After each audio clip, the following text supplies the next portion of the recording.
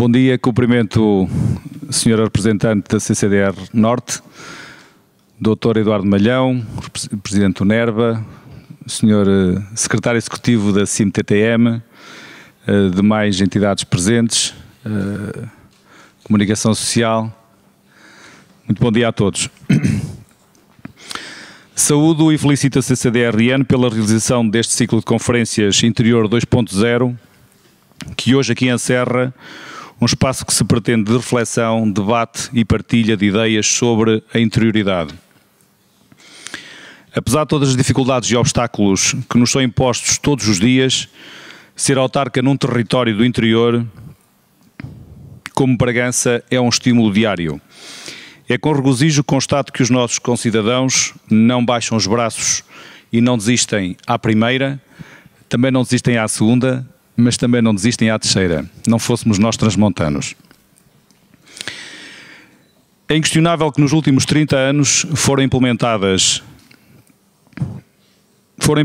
importantes políticas públicas de desenvolvimento que contribuíram para a melhoria das condições de vida e bem-estar dos cidadãos e para uma convergência para níveis mais elevados de desenvolvimento humano, aproximando-se Portugal dos restantes países da União Europeia. Os territórios do interior têm hoje mais qualidade de vida e também mais bem-estar. Tornaram-se mais atrativos e competitivos, podendo dar um bom contributo no âmbito de novas políticas para a coesão social e territorial.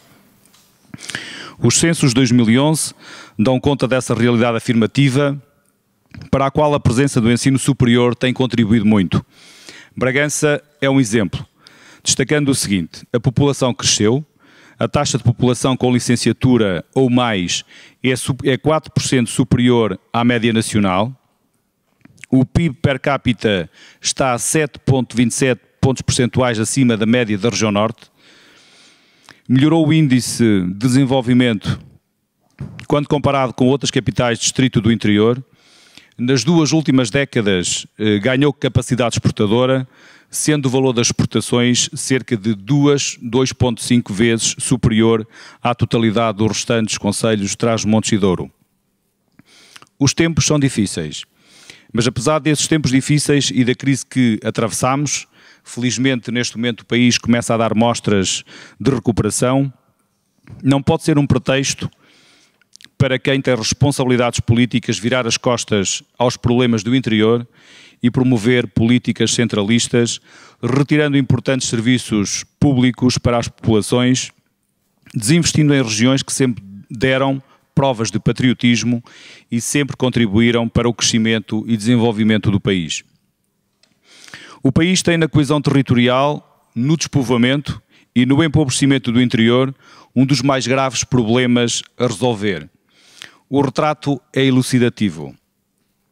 No ano 2011, no litoral, em um terço do território concentrava-se 78,8% do PIB, 70% da população e 85% dos alunos do ensino superior também estavam no litoral. A título de exemplo, apenas uma universidade no litoral, nomeadamente na capital do país, o seu orçamento corresponde a todas as instituições de ensino superior existentes no interior, que equivale a 17% do orçamento. Portanto, apenas uma universidade tem mais do que tem todo o interior. 50% do poder de compra está concentrado em 7% dos municípios.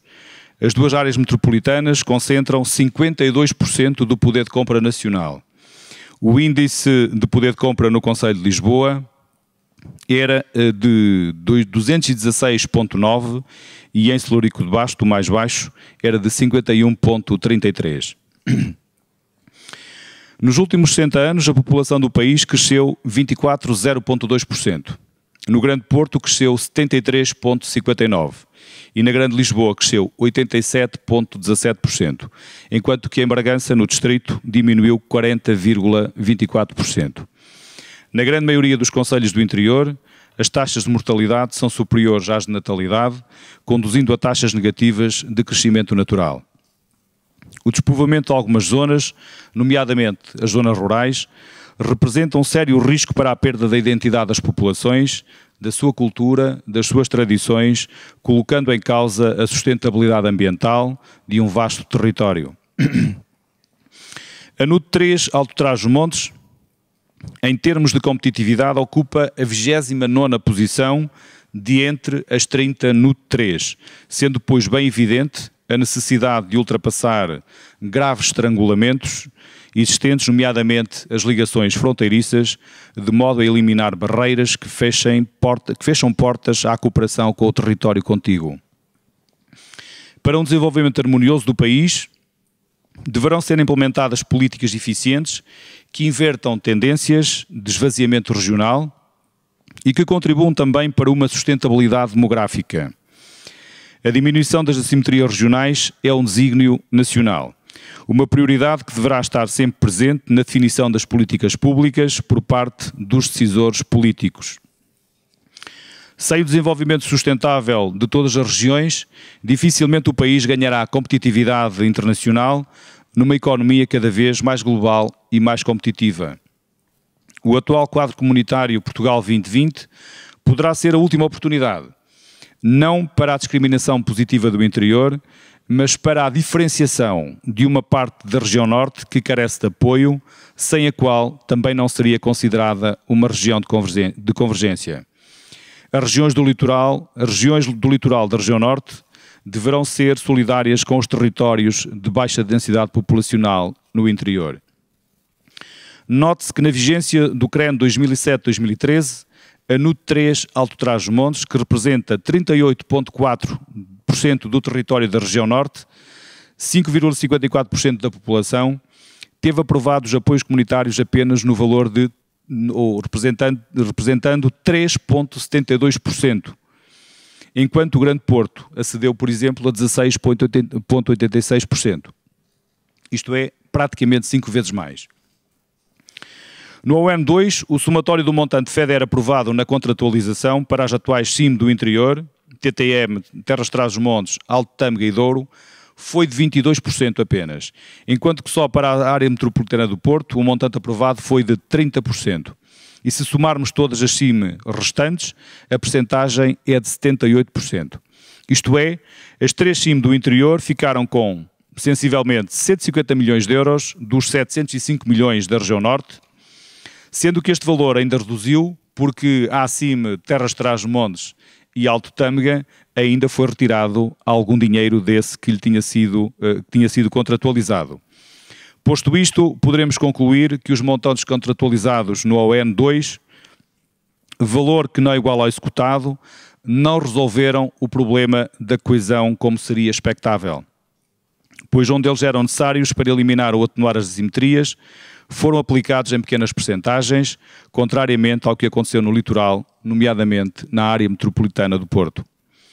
É inquestionável que o interior, com os seus territórios de baixa densidade, deverá ser colocado no centro da economia e da criação de oportunidades de vida e de desenvolvimento, valorizando as economias regionais e concedendo o apoio ao empreendedorismo local e à inovação, com estratégias de desenvolvimento económico territorial bem desenhadas, capazes de garantir maior coesão social, económica e territorial.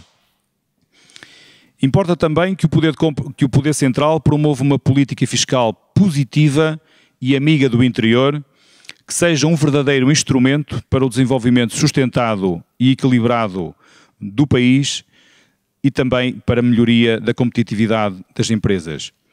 Não podemos permitir o isolamento desta parte do território nacional, sendo este o fator primeiro para a situação em que a região se encontra, pois quando uma região está isolada, estará mais perto do desconhecimento e, obviamente, mais próxima também do empobrecimento. Não poderemos permitir que continue a retirada de serviços públicos da região, tendência verificada ao longo dos anos, que tem conduzido ao despovoamento, em consequência do êxodo e também da deslocalização de um grande número de pessoas para as zonas do litoral, acentuando o efeito de litoralização do país e das assimetrias regionais. E é este isolamento que pretendemos e necessitamos vencer, pois embora sejamos territórios de baixa densidade populacional, somos, efetivamente, territórios com elevado potencial. Eu acho que é este potencial que tem que ser aproveitado e no novo quadro comunitário isso deverá ser uma preocupação constante de todos os decisores políticos. Muito obrigado.